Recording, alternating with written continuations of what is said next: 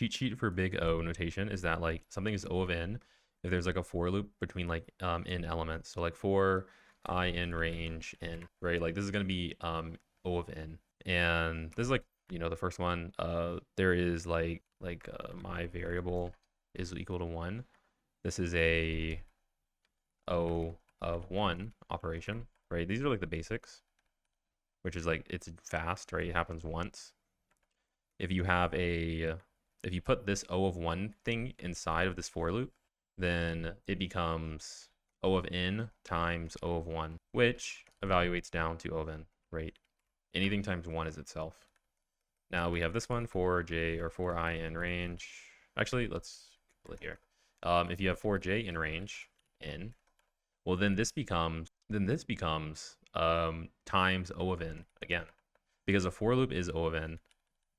And so you can just put the O of n there. The second for loop is gonna, you multiply anytime you put whatever's inside the for loop, so it's O of n, and then this one you get O of n squared.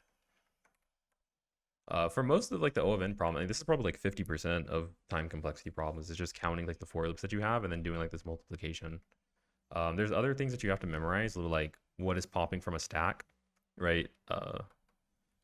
Which is O of 1, right? There's like stuff like that you have to memorize. So like if you do like an operation like like stack.pop, and then let's say we do stack.pop here. Well, if you don't know what this operation is, if you don't know what the time complexity of popping from a stack is, then you're gonna your equation is gonna get wrong, because you're gonna be like, oh well, it's times O of n to pop from a stack. That's not true. It's O of 1, which will evaluate down to O of n squared, right?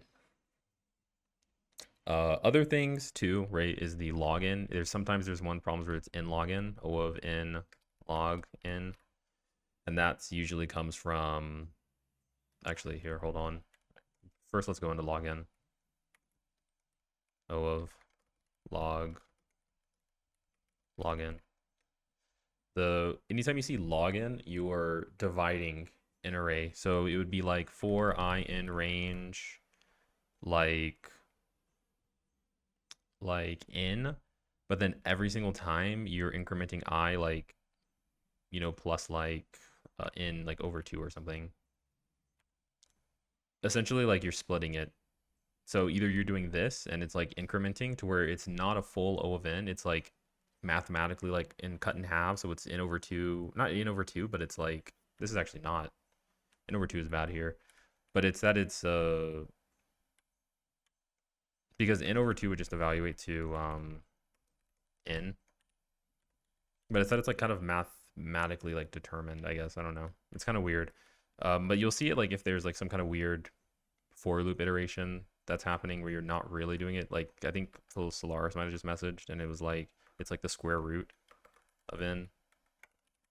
So this is a mathematical kind of like thing that you'll see. But another way you'll see it too is binary search. Like the while left less than right or whatever. If it's binary search, then it's like login. Just something to memorize. But then it's becomes in login, of course, when you have for I in range in, and then you do